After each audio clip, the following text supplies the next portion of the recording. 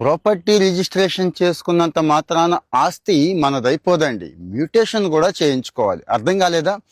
భూమి లావాదేవీలు ఈ మధ్య బాగా ఎక్కువైపోతున్నాయి. రకరకాల గొడవలు వస్తున్నాయి. ఎదవలేమో స్కాములు చేయడానికి రెడీగా ఉంటున్నాడు. అవతలోడు రిజిస్ట్రేషన్ చేస్తున్నాడు, కానీ మళ్ళీ వేరే ఏదో పని చేస్తున్నాడండి. మరి మనమేమో లక్షలు కోట్లు జీవితకాలం కష్టపడిన దాన్ని కదండి తీసుకొచ్చి ఒక ల్యాండ్ మీద పెడతాం, లేకపోతే ఇల్లు కొనుక్కుంటాం, ఇళ్ల స్థలం కొనుక్కుంటాం కదా. ఇక్కడ చాలా మంది చేస్తున్న ఇబ్బంది అంటే చేస్తున్న పొరపాటు ఏంటంటే మ్యూటేషన్ చేయించుకోకపోవడం. మ్యూటేషన్ అంటే మనం జనరల్గా ఏదో పొలం కొనుక్కుంటే మ్యూటేషన్ ఉంటుంది అనుకుంటామండి.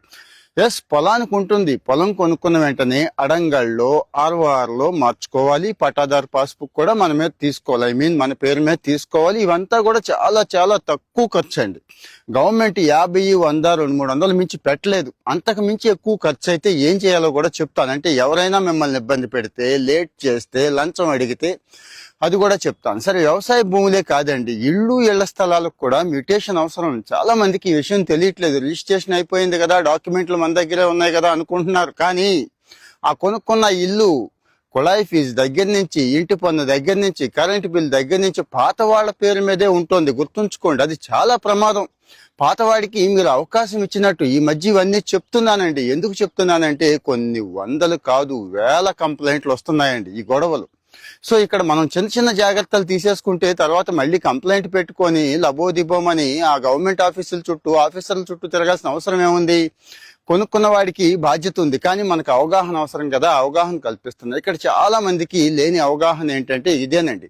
మ్యూటేషన్ అనేది ఒకటి ఉందని మనం అనుకుంటాం. ఆటో మ్యూటేషన్ అయిపోతుంది కదా, ఎక్కడైతే రిజిస్ట్రేషన్ చేసుకున్నాం ఆటోమేటిక్ గా డాక్యుమెంట్ అటు మున్సిపల్కి, రెవెన్యూకి వెళ్ళిపోయి, కరెంట్ వాళ్ళకి కూడా వెళ్ళిపోయి ఆటోమేటిక్ గా మారిపోతుంది అనుకుంటున్నాం. దీనికి మళ్ళీ అప్లికేషన్ పెట్టుకోవాలి, మళ్ళీ చేసుకోవాలి. ఆటో మ్యూటేషన్ కోసం ట్రై చేస్తున్నారు. కొన్ని చోట్ల అవుతుంది కానీ కొన్ని చోట్ల అవ్వట్లేదండి. దీని మీద ఇంకాస్త వివరంగా కావాలి అంటే గనక మీ డౌట్లు ఏంటో చెప్పండి దయచేసి. ఎంతమంది ఎన్ని డౌట్లు చెప్తే అప్పుడు వివరంగా మళ్ళీ డీటెయిల్డ్ వీడియో మనం యూట్యూబ్ లో చేసుకుంటున్నాం కదండి.